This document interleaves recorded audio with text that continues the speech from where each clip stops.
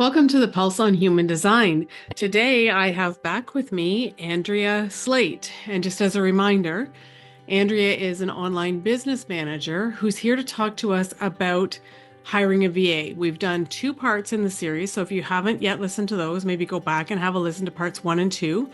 This one is going to be part 3, and it is 7 ways to know that you have found the right VA. Andrea's worked training a lot of VAs.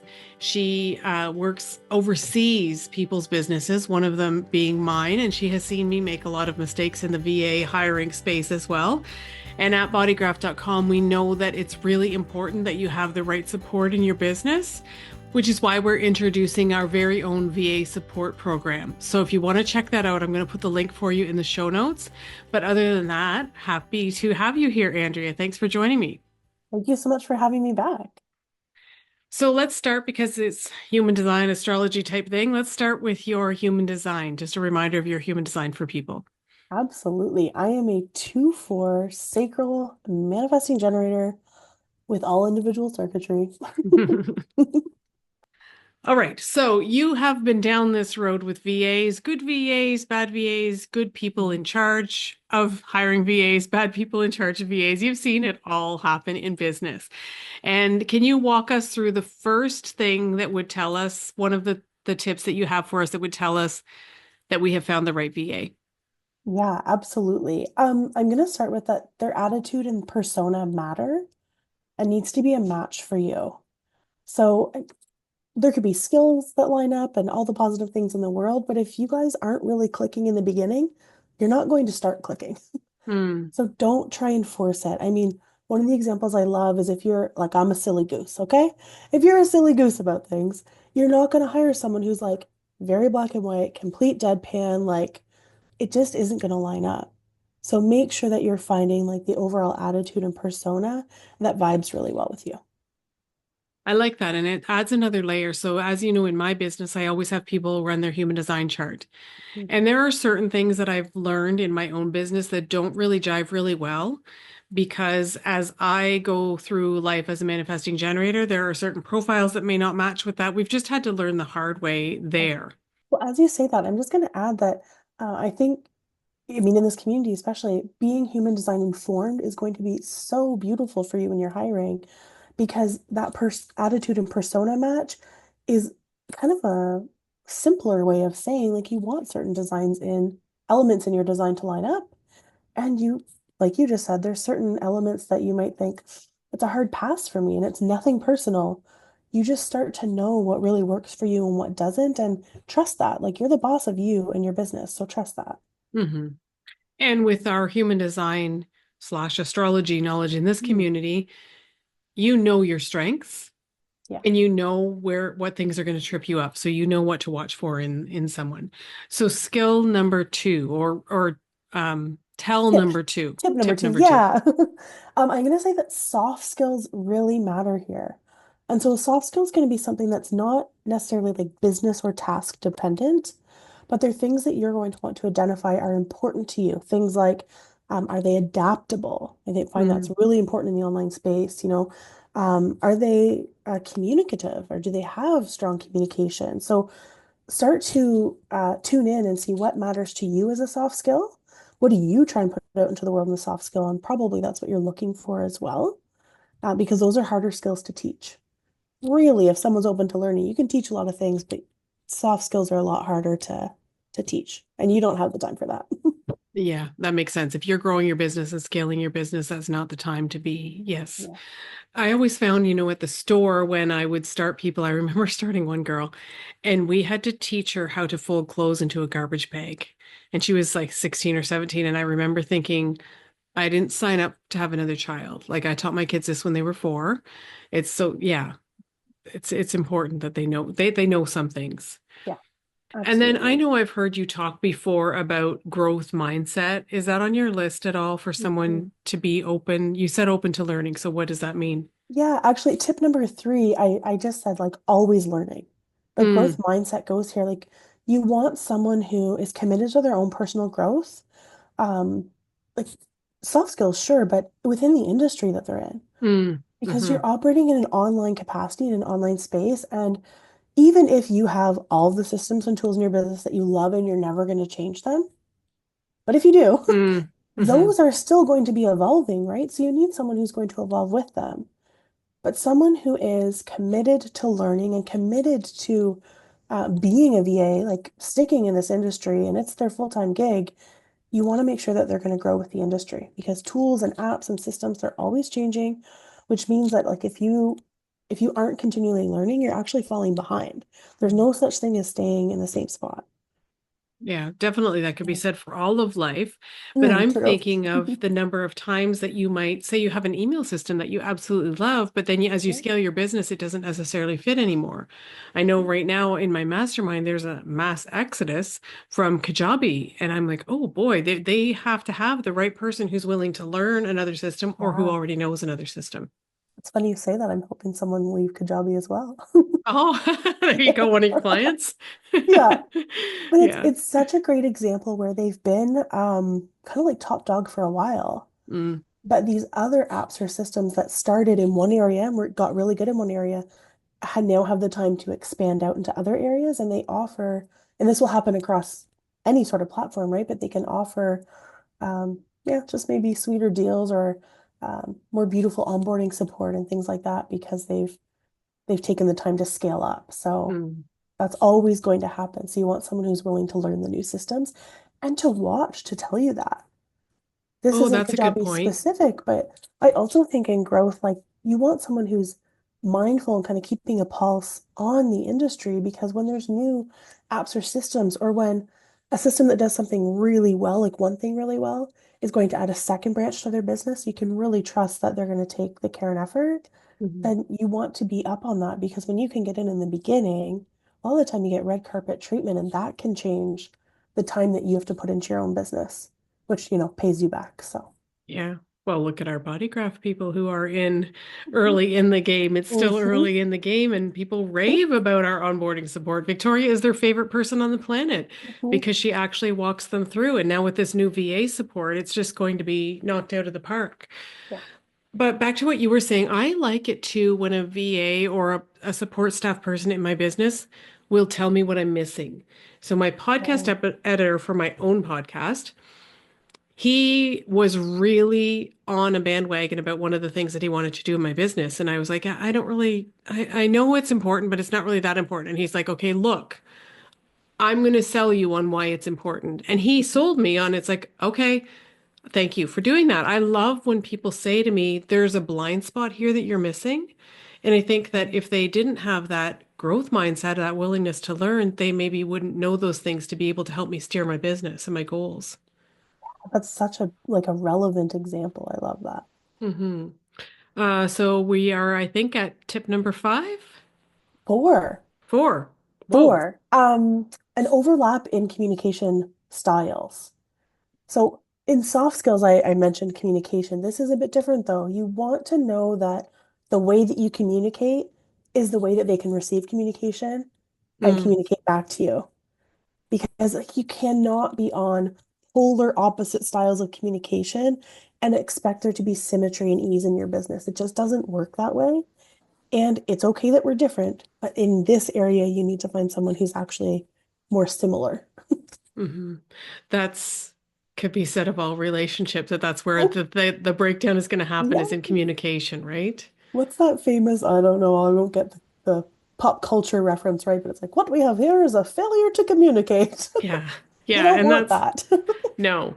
And full transparency, Mhm. in my business, I have just hired another VA. And Andrea, because she's my OBM, my online business manager, she started the communication thread between us and I started giving tasks and everything. And I knew as I'm typing, I'm like, I'm going to need Andrea to get in here because I'm not explaining this very clearly. And the other person is very, very, very logical and step by step by step. So I just said, okay, I know that this is a little bit crazy. So Andrea's going to pop in here and then you can, but if you don't have an Andrea, you got to be able to have that communication nailed down. Absolutely. Tip number five. Five, yeah. References. So Okay. this is kind of a two-part. So I believe wholeheartedly in checking references. One, they need to be legit because there is unfortunately um, bit of a trend where that's not always the case. Okay, it's like someone's friend Huh. or it's not like the Ah. real person. So check the references. They need to be legit references. And ideally, you can look up their business or their social to know that it is a business reference. That's what I mean by legit. And Mm, they're a person you're talking to, but it needs to be a business reference if you are business hiring. So just hmm make sure that you can actually look them up somehow, and that do the effort to talk to them and get a rave reference. If you can pick up on people's tone pretty quickly. So especially if you can do this over like voice memo, if they'll hop on a call with you, great. But voice memo, something where you can really hear their tone, is going to be tell you more than an email will.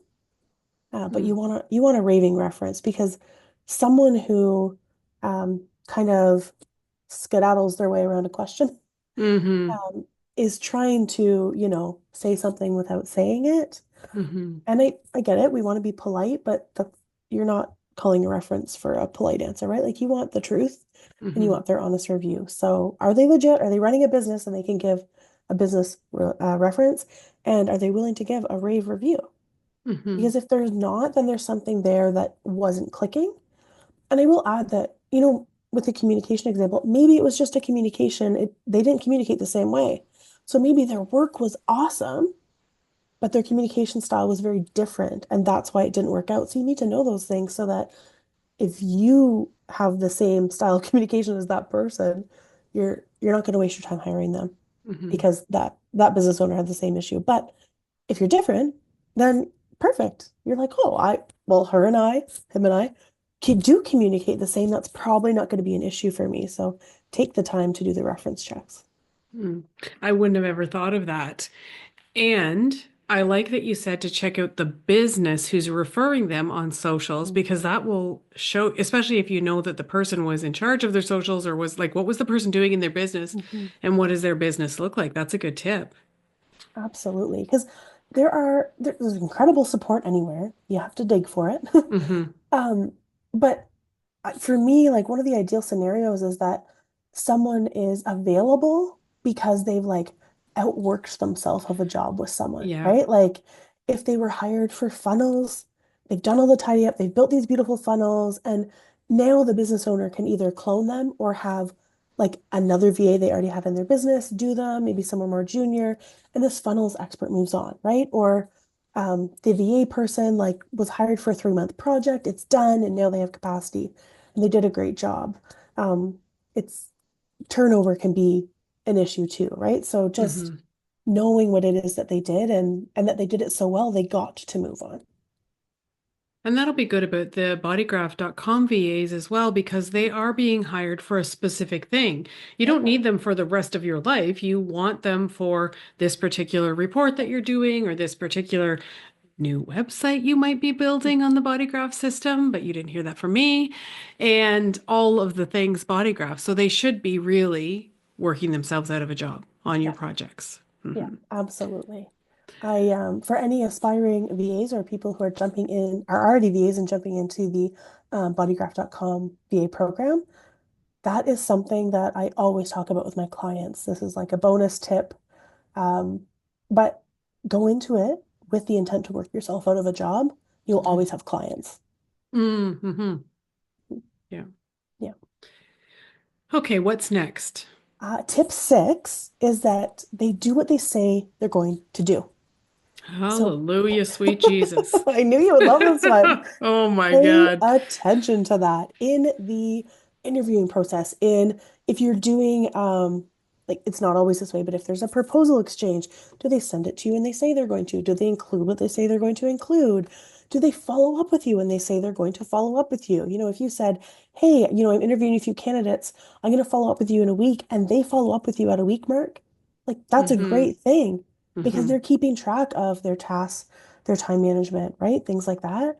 Um, and it goes back to something we talked about in the first two episodes, but doing the soft launch and a few tasks in the beginning to bring them on if you're like trying them out, they need to do what they say they're going to do for those tasks, right? So that the Mm-hmm. skills are matching up, that they do reach out with questions if something's not clear. that sort of thing. So make sure that um, I always get expressions wrong, but it's that, the actions, their feet match their mouth, their actions match their mouth. Yeah, well, I often say, as you know, Mhm. I'm going to watch your feet, not your mouth. Yes. But that's happened, as you know, a lot in my Hmm. business. And I do find that it's a tell when they don't check in, when they say they're going to check in the beginning. If they say they're going to have something to me, because I always ask them for something extra. If they say they're going to have something to me by a certain date, even if it's the quote, and then that's Yes. like, and I don't mind if you have to be late. That happened to me this weekend. The workbook, I couldn't get it ready because Yeah. I got sick and I couldn't get it ready. But I told people that I couldn't get it ready. It was for a Yeah. replay of an event that I did. It wasn't for me being hired in someone's business. But just tell people Yeah. what to expect. And there's a saying that I have always tried to live by, but sometimes my sacral gets fired up and I forget to wait out my emotional authority that says hire slowly and fire fast. And I think that's really important to keep in mind. If something is going off the rails, it's not likely to go back on the rails anytime soon. Absolutely. So tip It's number seven. something. Oh, sorry, go ahead. No, it's okay. I was going to jump in with just an example that I've shared with people that I think lands because so much of the world is online now. And I mean, we're running online businesses, we're meeting with people virtually, and a lot of support is virtual. So for those hiring to consider, but for those working in like VA or OBM capacities to consider as well, if you were working at a physical location, like a bricks and mortar location, and you weren't going to show up when you said you were going to show up, Hmm. would you really just not show up and say nothing? Yeah, Or would you say, hey, I'm really feeling under the weather. I can't come in today. Or I know I said I would go and do the bank deposits on Tuesday, but it's better for me if I work from home and maybe do them at the end of the week because I'm, feeling under the weather. Or my little guy's sick or something. So think about what you would do and how you communicate if you physically had to get in your vehicle or take the bus and show up at a door and walk in. that's a Because good when you point. don't tell someone something just because you're working virtually, you're ghosting them. It's like not showing up for your shift. It's not showing up to do the thing that you said you're going to do. And I think we forget how that feels when it's computer to computer. Mhm. Very true. We're looking for tip number seven next, right? Yeah, so let's jump into tip number 7, which is they need to care about or share your vision. And I will explain that in the human design space that if you hire someone who matches everything else you're looking for and they're nailing the soft launch tasks out of the park and everything feels great, but they do not believe in human design. They do not believe in astrology.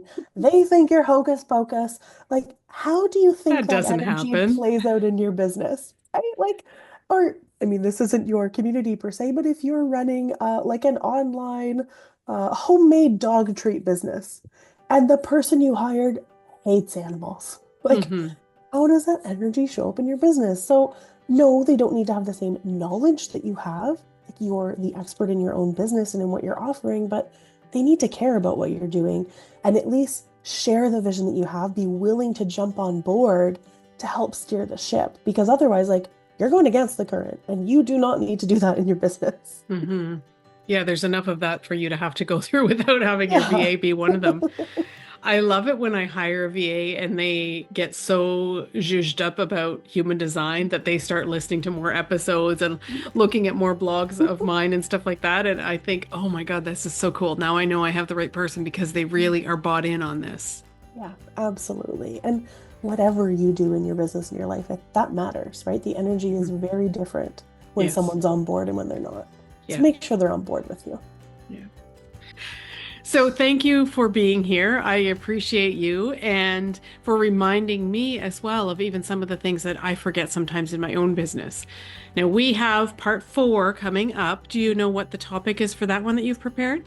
I do. Number 4 is really going to tie it all together. You've Okay. found the perfect person and you vetted them and they're a match to you. How do you onboard them? So we're Oh, going to that's walk through juicy. onboarding them so they land that plane beautifully and they are part of your world. I love that. Love that. Now, even with the bodygraph.com VAs, you're going to want to onboard them. You're going to want to know, is this the right one for me based on the communication style and all of these things that Andrea has taught us? And they will have the bodygraph.com skills. We guarantee that they will have those bodygraph.com skills, but it will be interesting to listen in and see how we onboard even these VAs and other VAs into our businesses as we scale. So I'm looking forward to that. Thank you for being Yeah, here. me too. Thank you for having me.